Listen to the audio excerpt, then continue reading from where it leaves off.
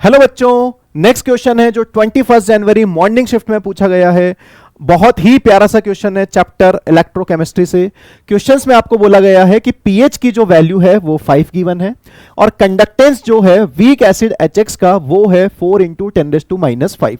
ठीक है, ये क्वेश्चन में गिवन है।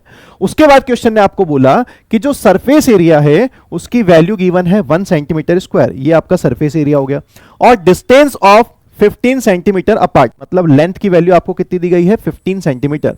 आपको बोला है the value of the limiting molar conductivity, मतलब आपको वैल्यू फाइंड करनी है लैम्डा एम इनफाइनाइट की, और नियरेस्ट इंटीजर में आंसर निकालना है। यूनिट्स का हम ध्यान रखेंगे। Degree of dissociation of the weak acid जो है वो 1 से बहुत छोटा है। तो आपको फॉर्मूला पता होगा कि अल्फा का जो फॉर्मूला होता है वो होता है lambda M upon lambda M infinite.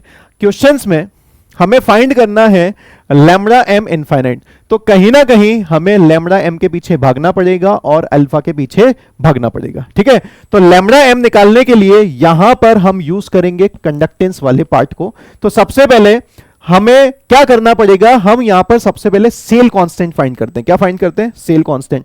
तो सेल कांस्टेंट क्या होता है? जी स्टार। उसका फॉर्मूला क्या होता है? L/A। L और A दोनों वैल्यू गिवन है, तो आपके पास जी स्टार आ जाएगा 15 सेंटीमीटर इनवर्स। अब हमने ये क्यों फाइंड किया? क्योंकि हमें पता है कि कंडक्टिविटी जो होती है कापा, उसका फॉर्मूला क्या होता है? Conductance into cell constant. तो कंडक्टेंस जी की वैल्यू कितनी गिवन है? 4 × 10⁻⁵।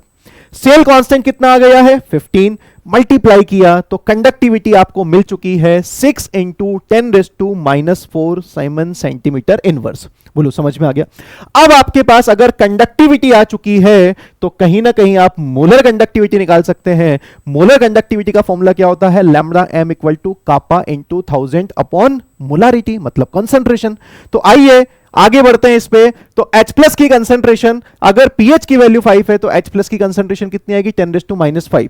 क्या H+ की कंसंट्रेशन C अल्फा के इक्वल होती है? हां, तो H+ की जो कंसंट्रेशन है वो C अल्फा के इक्वल है। C को मैंने लिखा कंसंट्रेशन ऑफ HX। बोलो, बात समझ में आ गई? तो यहां से अल्फा को हम क्या लिख सकते हैं? Lambda M upon lambda infinite M. तो अल्फा को लिखा lambda M upon lambda infinite M.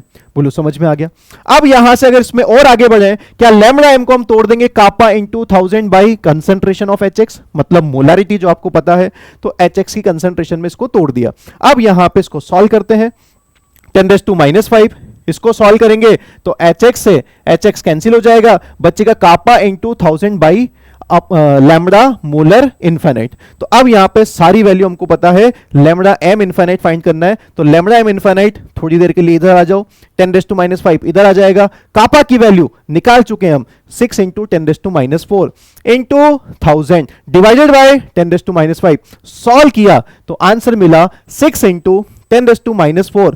Unit मिलेगी semen centimetre square mole inverse. But ध्यान देने वाली बात है, जहां मैक्सिमम बच्चे फंस गए, भैया यहां मीटर स्क्वायर है, तो आप इसको जब कन्वर्ट करेंगे तो आंसर मिलेगा आपको 6। तो इस क्वेश्चन का फाइनल आंसर रहा 6। Thank you.